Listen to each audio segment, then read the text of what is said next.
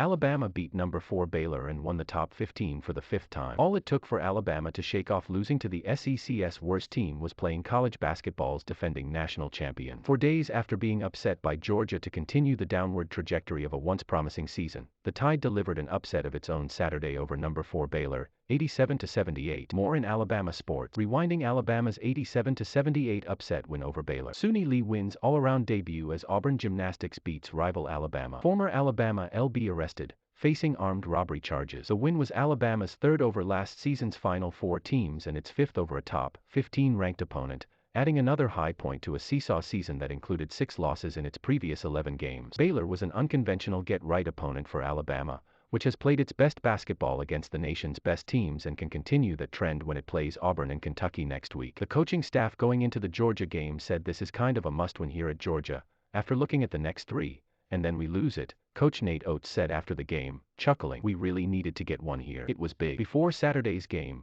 Oats offered his team 3 F's as points of emphasis: focus, fly around and have fun. I told our guys before the game, we got to get back to having fun, Coach Nate Oats said. This is why we started playing the game of basketball when you were a kid. This is what we play for: show up in big-time games and have fun. That was a fun environment. It was great to coach in an environment like that. That was a lot of fun. Getting its usual boost from a weekend Coleman Coliseum crowd that participated in the school's effort to white out the building, Alabama went on a 14-2 run midway through the second half that built a 15-point lead, enough to hold off a later Baylor rally that came within 4 points of tying the game with less than 4 minutes remaining. I thought we had the intestinal fortitude, grit to open it back up and close the game and get the win, Oats said. Lot of credit to our guys. Lot of credit to them for staying in there. We easily could have folded after a tough loss like we had at Georgia, but I think our guys' minds are back right. I think we're back playing the way we need to. Hopefully we can use this, build some confidence and use this to keep moving forward from here. I just thought our guys had some resiliency about them. When stuff goes bad, just keep playing. I thought our guys showed a lot of resilience tonight that they maybe had not shown in the past. Alabama led out of the gate and for much of the first half, but saw separate leads of 8 and 7 points erased quickly by Baylor in each case. A 7-2 run gave Alabama a 4-point halftime lead,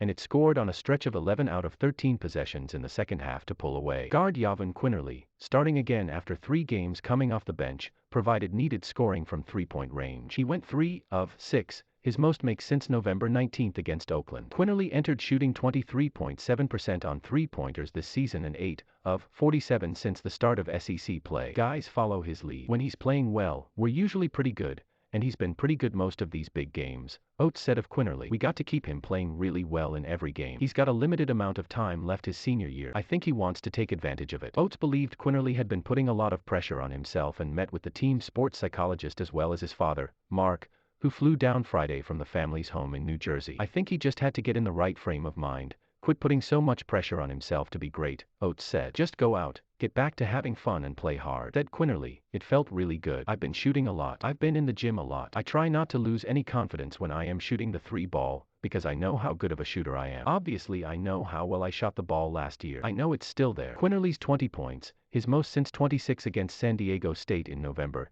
helped cover up for 15 3-point shooting from the rest of the team. But Jaden Shackelford, who finished with 19 points on 1-4-7 shooting from deep, and JD Davison, who had 14 points and 5 assists, both hit key 3-pointers late in the second half. I thought Quinerly and JD both made big turns since the Georgia game, Oats said. Hopefully we can continue to keep them playing like that. I felt like they were back to having fun, being themselves, playing hard, aggressive. I thought they both made big plays during a lot of the game for us. An Alabama fan crowd surfs during the second half of an NCAA college basketball game against Baylor, Saturday, January 29, 2022, in Tuscaloosa, a la AP. Davison scored 7 consecutive points for Alabama late in the second half, including a dunk in transition that sent a roar over the sellout crowd of 14,474 in Coleman Coliseum. You could barely hear anything. It was great, Oats said. Same thing as Quinerly, maybe putting a little too much pressure. Looking ahead, what's next year? Just get out and be JD again. He's tough. In high school he made all kinds of big plays late. He's a kid that the moment's not too big for him ever. Shackelford,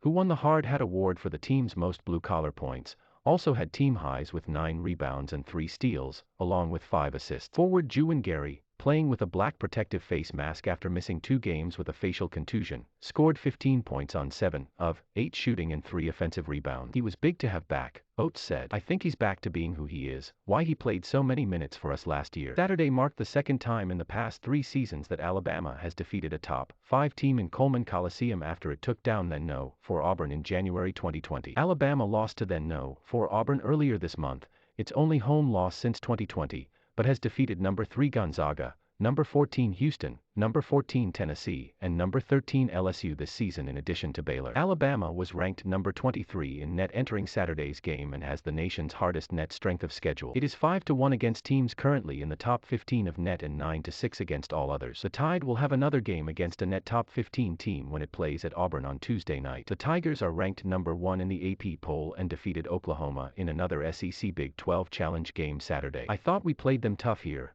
Oats said of Auburn's 81-77 win in Tuscaloosa earlier this month. We got to do a much better job at their play. It's going to be harder to beat them on the road, but we're capable. We've seemed to step up in every big game we've had. When we play really hard, we're one of the best teams in the country. That's fun. Mike Rodak is an Alabama beat reporter for Alabama Media Group. Follow him on Twitter at Mike Rodak.